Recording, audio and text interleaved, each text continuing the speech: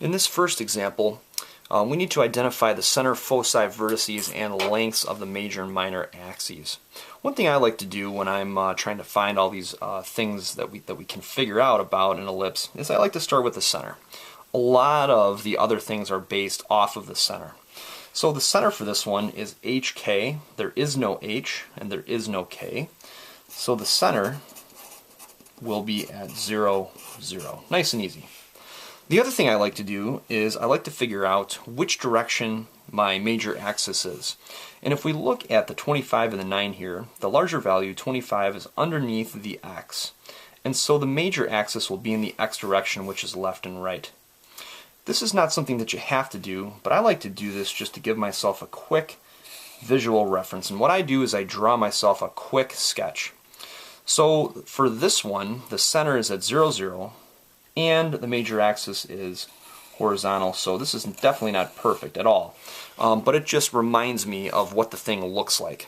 I like to do that so I don't have to keep going back and saying, okay, my a squared is underneath my x. This will give you a quick reference.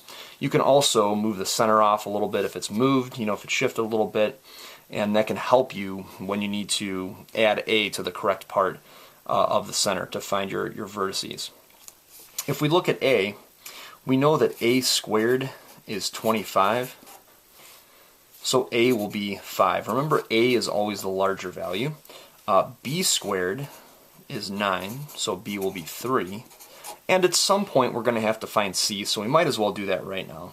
C is equal to the square root of a squared minus b squared, so that's 25 minus 9. So c will be the square root of 16, which is also 4. So we've got a value here. A is 5, B is 3, and C is 4. And we're really going to need to use those to figure out where the foci are and where the vertices are, and also the lengths of the major and the minor axes. So we've got the center part done. Let's do the vertices. And it doesn't matter which one of these you do really first, whatever you're comfortable with. For some reason I like to find the vertices. So the center here is at 0, 0. Vertices. What we do for the vertices is we always start at the center. And then we need to know the value of A, we've got it, and the value of B. Let's start with A. A is going to be the distance between the center and one of the vertices on the major axis. The major axis is horizontal, so we're going to be taking a look at our center and both adding and subtracting 5 from this position here, because we've got to go from the center right 5 and then from the center left 5. So if we do that, 0 plus 5 is 5.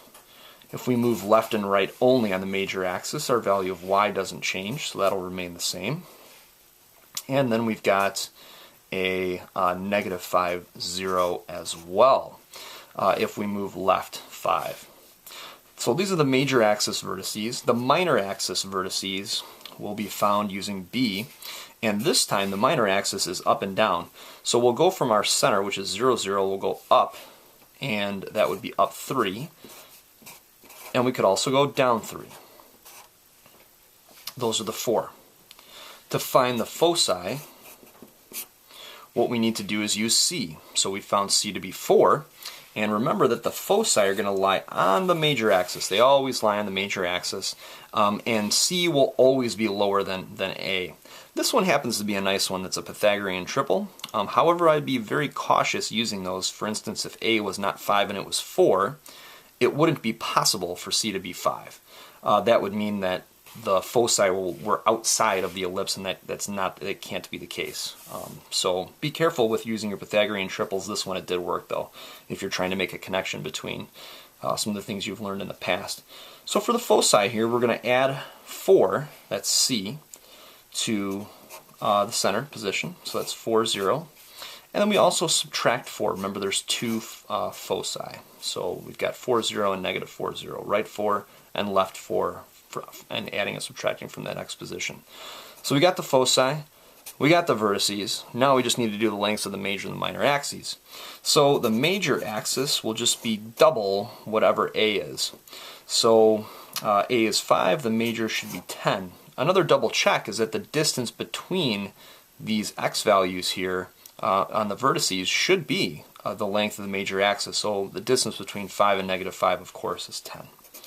For the minor, all we need to do is just double B. So the whole length of the minor axis would be 6 for this one. 3 to negative 3 is a distance of 6, so that makes sense.